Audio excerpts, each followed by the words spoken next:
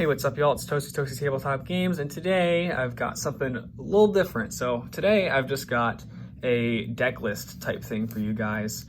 I built a red-black artifact deck based around the stuff in Kamigawa Neon Dynasty, and I thought I'd share it with you guys. So we'll just get right into it. So the whole kind of thing with this deck, right, is to kind of utilize Oni-Call Anvil, which we are running 3 of. Right, it's text reading that whenever one or more artifacts you control leave the battlefield during your turn, create a 1/1 colorless construct artifact creature token, and this ability can only trigger once. And you can tap it to sacrifice an artifact, which will deal 1 damage to each opponent, and you gain 1 life, and thus triggering its own effect. So to do that, we've got a bunch of artifacts, obviously, and a bunch of other things to help you get rid of them. So let's just get into the creatures for this deck. So we've got 2 Ogre head helms. You could probably run 3 if you wanted to, but I thought 2 was enough, and it's also all I have. So, so the Ogre head helm equips for 2/2, and whenever it or an equipped creature deals combat damage to a player, you can sacrifice it, and if you do, you can discard your hand and draw 3 cards. So you can get some recycle action in this and pick up some new cards, assuming that your hand is running out. You know, I think red in particular struggles with that. Black doesn't really have a hard time with it, but you know, that's still decent for what it is, and a 2/2 equipment is not terrible either. So next we've got 3 Chain Flail Centipedes. Whenever Chain Flail Centipede or the equipped creature attacks, it gets 2/0 until end of turn, and it costs only 2 to reconfigure it. Most of the stuff in this is just going to be artifact creatures, just for the fact that, I mean, you get the most you get the most stuff out of it. You know, you get the most space for artifacts. Chain Flail Centipede is not the worst. I mean, it's a 2/2. It's a 2/2 for 3, and you can equip it to other stuff, so you know it's not terrible. It might just be a prime target though for your artifact removal, just to kind of get the ball rolling. So next we've just got 2 reinforced Ronins.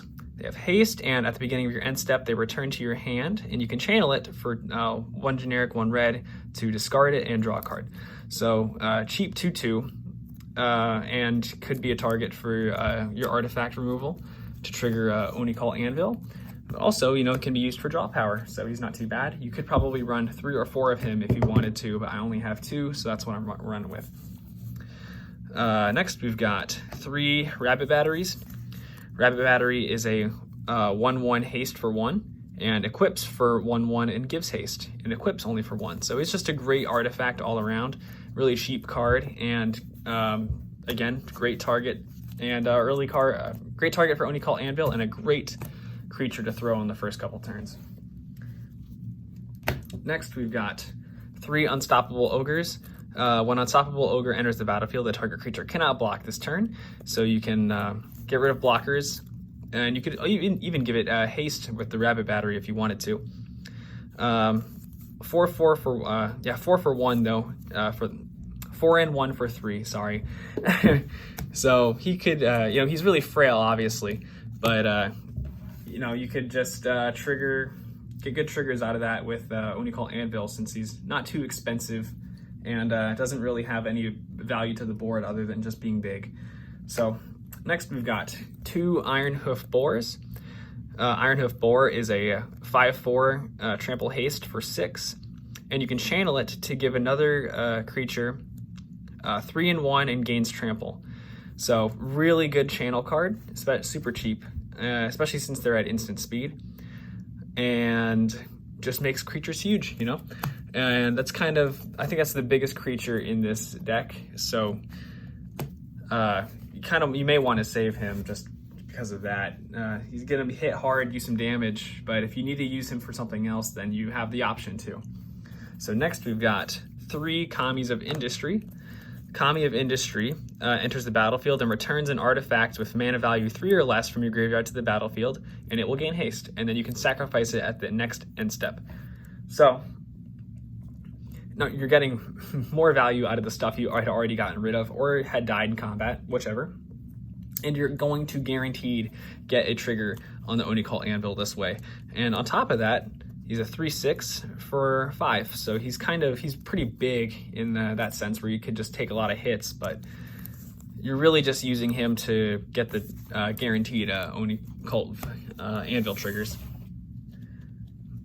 All right, next we've got 3 Leech Gauntlets, which are 2/2s for 2/2 lifelinks for 2, and can equip for 4 to give another creature lifelink.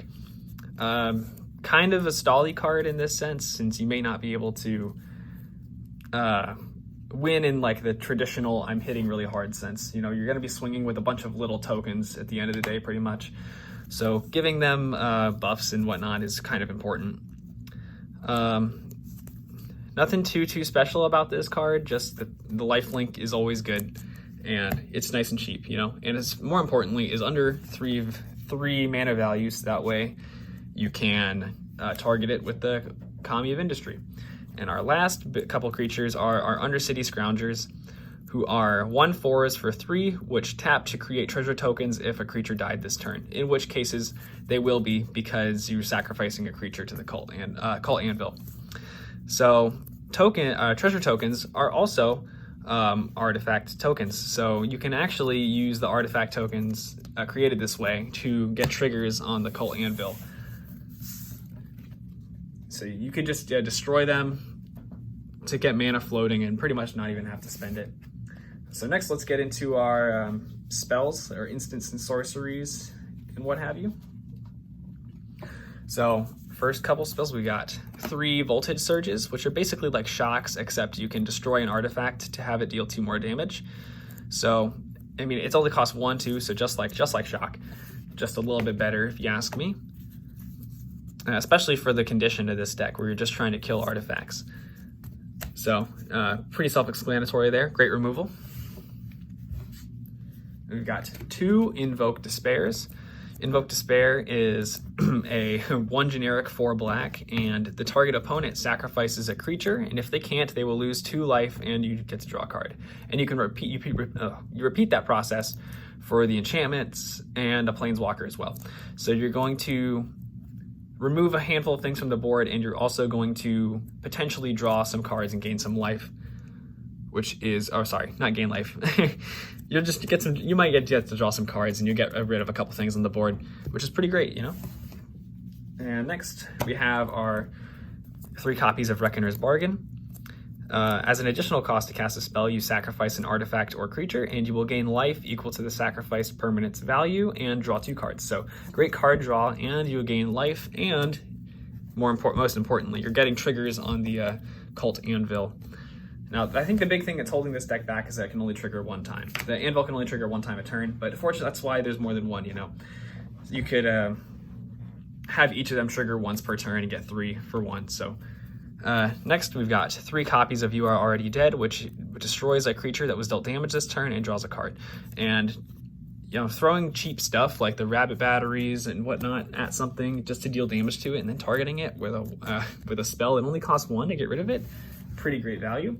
And our last 2 spells are our 2 copies of Return to Action, where a creature gets 1/0, gains lifelink, and when this creature dies, return it to the battlefield tapped under its owner's control.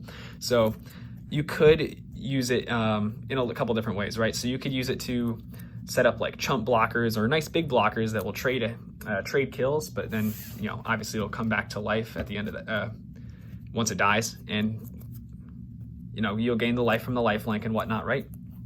Or you could use this in the sense where you are giving it to a creature that you're about to sacrifice to the Only Call Anvil, and it will return to the battlefield that exact right as soon as it resolves, pretty much.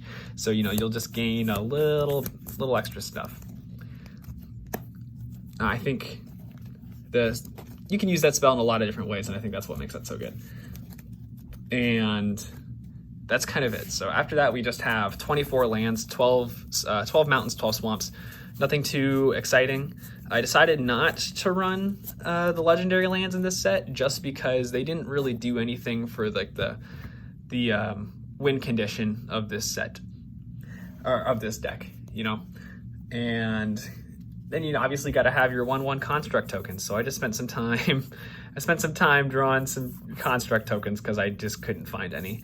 But, you know, that's what those double-sided tokens are for. You know, they're fun to draw on. But that's kind of it. So,